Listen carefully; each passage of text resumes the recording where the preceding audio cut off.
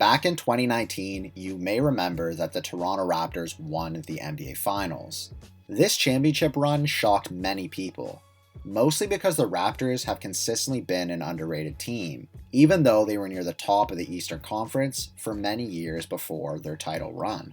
What you probably don't remember, unless you're a Raptors fan or close onlooker of all things in the NBA, is the longer journey it took for the Raptors to win the 2019 NBA Finals. It took years of building the right team, having great regular season records, and even losing to LeBron James and the Cleveland Cavaliers a few times before the Raptors really got it right. The DeMar DeRozan-Kawhi Leonard trade before the 2018-2019 season was an extremely risky but massive move for the team, which brought them to the next level. Also, another trade helped the Raptors get better as well, but this trade was a little more under the radar than the Kawhi-DeMar trade.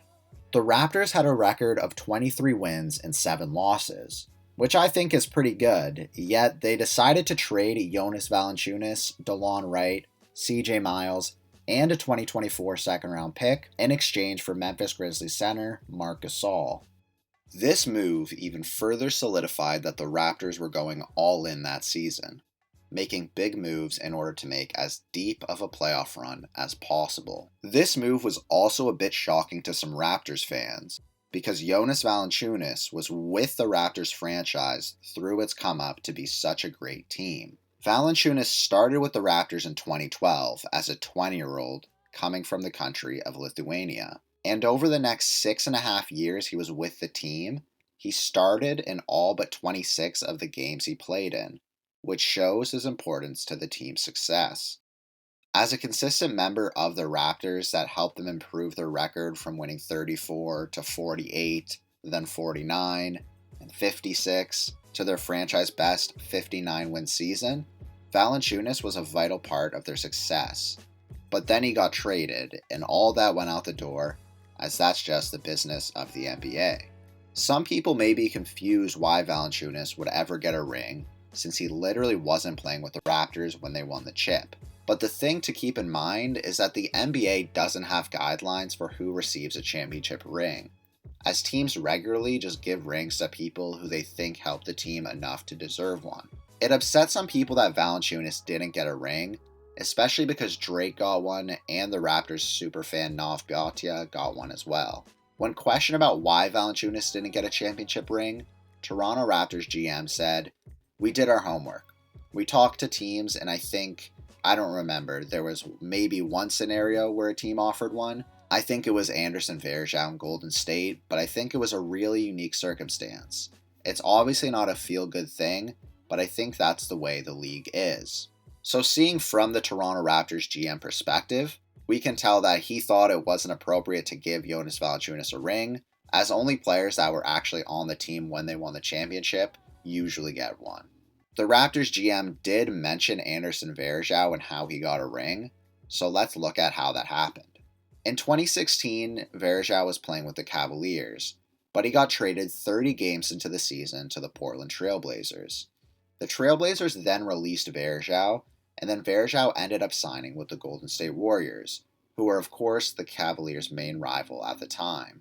That was the year the Warriors had the best record in NBA history with a 73-9 season, and then in the NBA Finals playing against the Cavaliers, the Warriors ended up blowing a 3-1 lead, so Varejao's old team, the Cleveland Cavaliers, ended up winning. This was an interesting circumstance for Varejao to be in, because both the teams he was on during that season ended up making the NBA Finals, but the team he finished the season off with didn't win. However, the Cavaliers decided to offer him a championship ring anyways, even though he only played 30 games for the team that year. This is pretty funny because this means Varejao would have been offered a ring no matter who won the finals. Surprisingly, Varejao declined getting the ring from his former team. As you can see, the connection between Valanciunas and Varejao's circumstances were actually fairly similar. Each player had played exactly 30 games in the season before they got traded, and then their old team ended up winning a chip. Both players also played for their former team for quite a long time before getting traded. As I already mentioned, Valanciunas played with the Raptors for 6 seasons, but Varejao actually played for the Cavaliers for 12, which is significantly more time. So maybe if Valanciunas had been with the organization for more than 6 years, he would have gotten a ring. But I can see why it was a tough call to make for the Raptors. I also do want to add another example of a team giving a player a championship ring while the player was not actually playing on the team at the time they won. And this example will make the Raptors seem a little worse. So back during the 2017-2018 NBA season, Omri Caspi played a total of 57 games for the Golden State Warriors in only 1 year for the team. After playing these 57 games in his first season for the Warriors, he ended up being cut by the team with 2 games left in the regular season. When the Warriors went on to win the chip that year, Caspi ended up getting a championship ring, and this makes the Raptors seem a little worse.